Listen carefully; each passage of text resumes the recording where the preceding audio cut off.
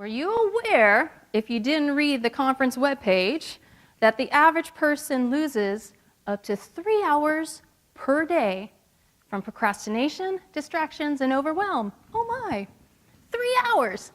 And it's not like it happens all at one time. You're not going to meet somebody here at conference and say, oh yeah, did you know that from 1 o'clock to 4 o'clock yesterday afternoon I was procrastinating and I was distracted and that made me overwhelmed and I totally lost 3 hours. No, it doesn't happen.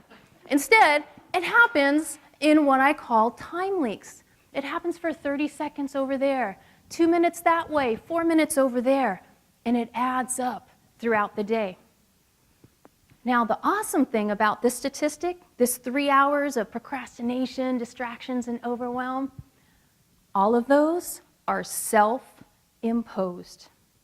You decide whether or not you procrastinate, you decide whether or not you're going to be distracted, and you decide how long you're going to stay in overwhelm.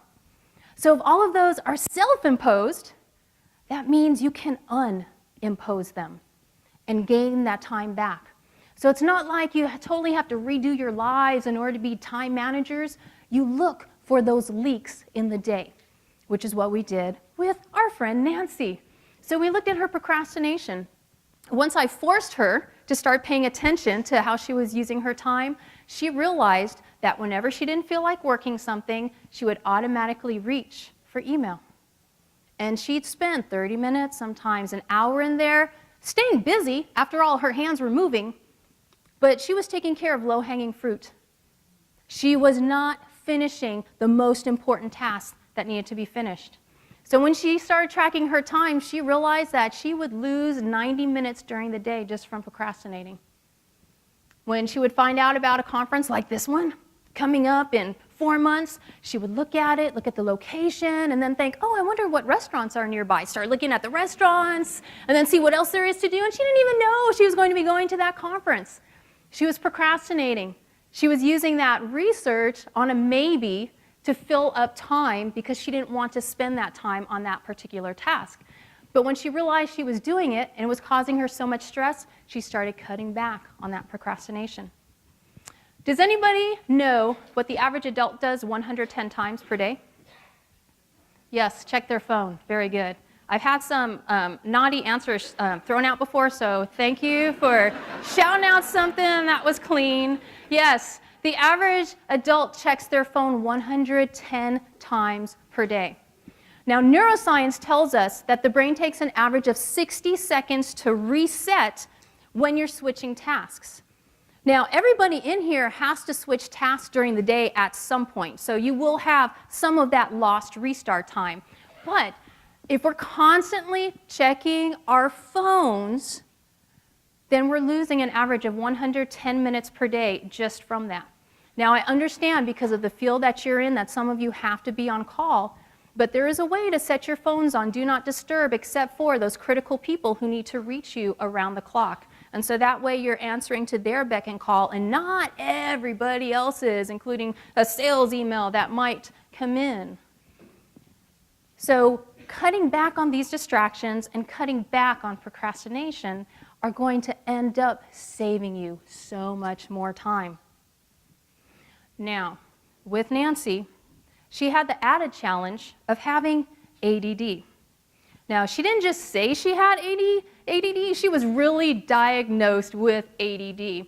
And so we started her off on a timer so she could start to pay attention and focus for a set amount of time. When we first started, her attention span was 7 minutes. That's how long she could pay attention and fully focus. So we would set that timer for 7 minutes. She got more work done in that focused 7 minutes than the rest of the other days of just floating around and working on whatever landed in her lap. So if you have any of those ADD type challenges like Nancy has, consider using that timer. And so you want to implement all of these practices, the procrastination and distractions, which will help take away overwhelm, and that will help you build structure in the day.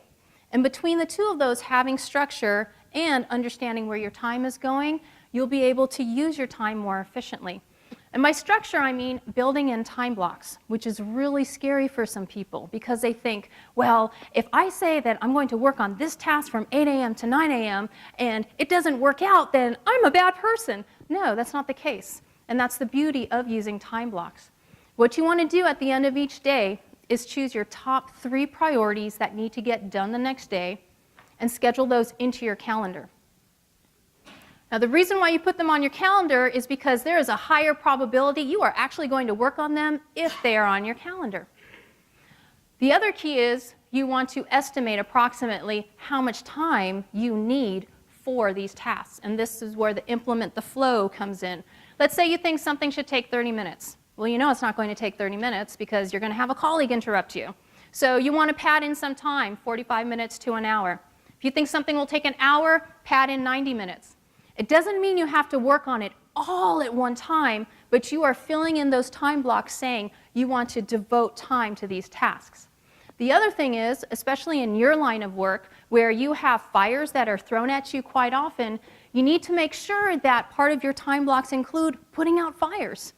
Now, I realize you can't schedule a fire in. It's not like you can say, yes, can you come in tomorrow morning at 2 p.m. and totally blow my schedule out of the water? You can't do that. But if you set aside that time and that fire comes in, then you can move whatever was previously in that time block to a different time. You're not going to forget about it. You're just moving it to a different slot. So that's morphing your calendar. It's understanding what your priorities are that you need to get done as soon as you walk in, before you check email. Because when you don't know what your priorities are, before you check email, then email just ends up running your day, and you don't get as much done. So choose those priorities. So have that structure, and again, by flow, I don't mean you're like my surfer buddies back in LA who just wake up and say, yeah, man, I'm going to go with the flow today, dude, and just do whatever. No, that flow comes in when you're moving those time blocks around as necessary. So you want to implement structure and flow. Now, at this time, we're going to try a little something. I saw a few little pouts earlier when you were asked to take out your business cards, but then everybody played nice, so I'm hoping you're going to play nice now. For those of you who have your wallets with you, I would like you to take your wallets out. I promise it's not a stick-up. Go ahead, just take your wallets out. If you don't have a wallet, just look longingly at your neighbors.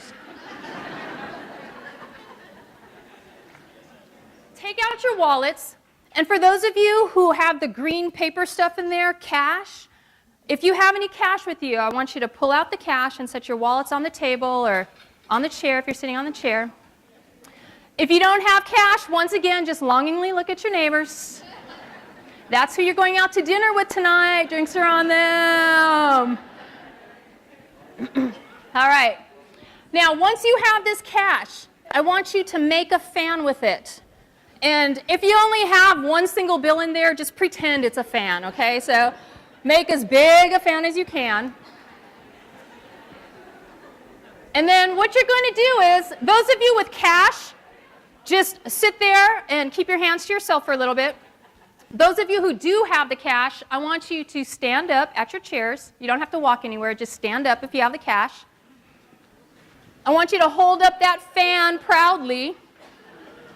Okay? All right. And then on the count of 3, okay, so I'm going to count 1, 2, 3. On the count of 3, you're going to throw your cash into the air, okay? So 1, 2.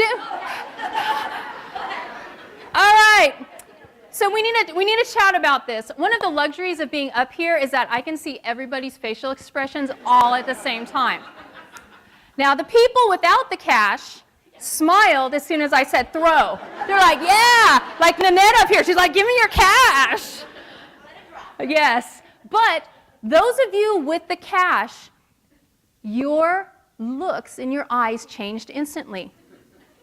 You developed that fake smile, like, am I going to listen to what this woman is saying? I'm supposed to be polite at a conference? I don't think I'm going to listen.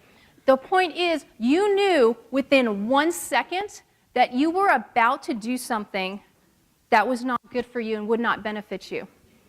And this is the same way I need you to think about your time. I need you to start thinking about your time the same way you did those fans of cash, because your time is far more valuable than $1 bills.